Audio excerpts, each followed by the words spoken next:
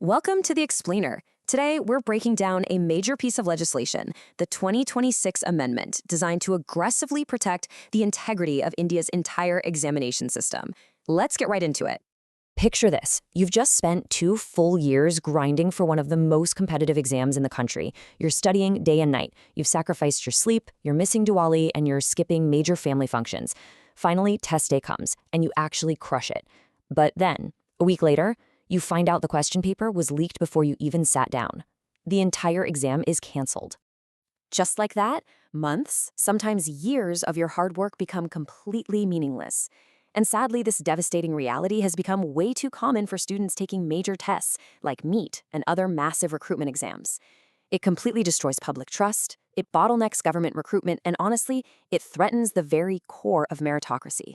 So here's our roadmap for today. We'll be looking at the examination crisis, why was it amended, inside the 2026 Amendment, the constitutional connection, and finally, the way ahead. Part 1, the examination crisis. Let's start by looking at the sheer scale of the problem. You see, we aren't just talking about local, small-scale tests here. These leaks compromise the biggest central authorities we have: the UPSC, the Staff Selection Commission, the NTA, the Railway Recruitment Boards, and the IBPS. These are the public exams that literally determine college admissions and recruitment for vital government services. So when these specific systems are compromised by organized crime, we're looking at huge delays in getting people to work and a massive drop in public confidence across the board. To understand how we got here, just look at this timeline. Before 2024, there was actually no dedicated central law for this. States just used their own varying criminal laws to handle paper leaks. To fix that massive gap, Parliament passed the very first Central Act in 2024. But then, early 2026 hit us with massive fresh controversies, including the massive cancellation of NEET 2026. That specific crisis forced Parliament's hand. They urgently had to upgrade that initial 2024 law, leading directly to the introduction of the brand new amendment bill in late 2026. Which brings us to part 2. Why was it amended? So, why wasn't that 2024 act enough? Well, the government quickly realized they weren't just fighting a few rogue, desperate students. They were up against highly organized examination mafias. These syndicates were completely bypassing the 2024 law using a very sophisticated mix of unfair means. We're talking literal question paper theft, selling leaked papers, impersonation, tampering with answer sheets, and even hacking into digital exam systems. The old law simply wasn't scaring these organized cheating networks away. The bottom line? That 2024 law desperately needed stronger enforcement.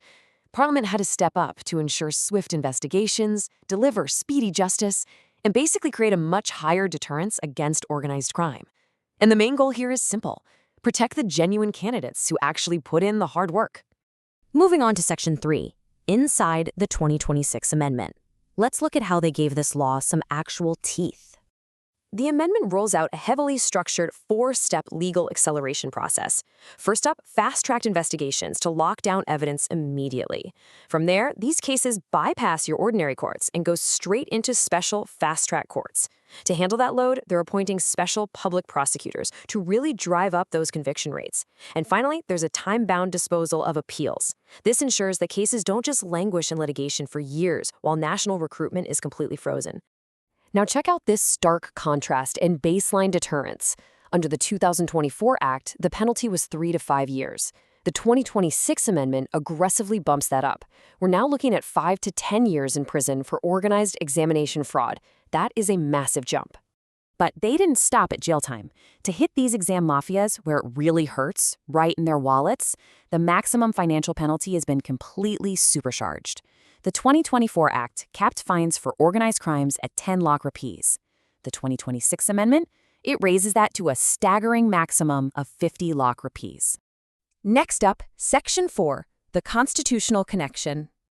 It is so important to remember that this whole thing isn't just about catching cheaters. A transparent exam system is literally the bedrock of our constitutional rights.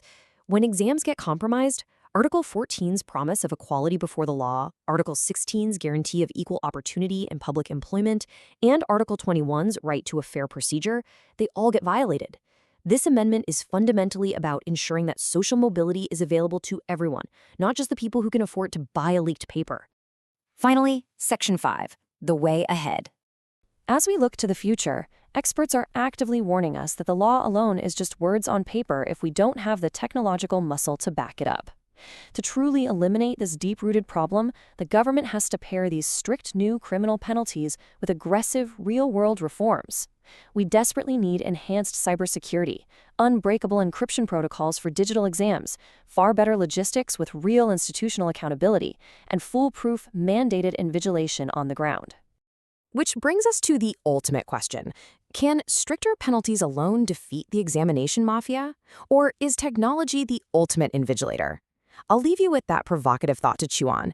Stricter laws are a fantastic deterrent, for sure, but their true success will absolutely depend on whether our technology can outsmart the syndicates. Thanks for joining me for this explainer, and keep questioning how we can build a fairer system for everyone.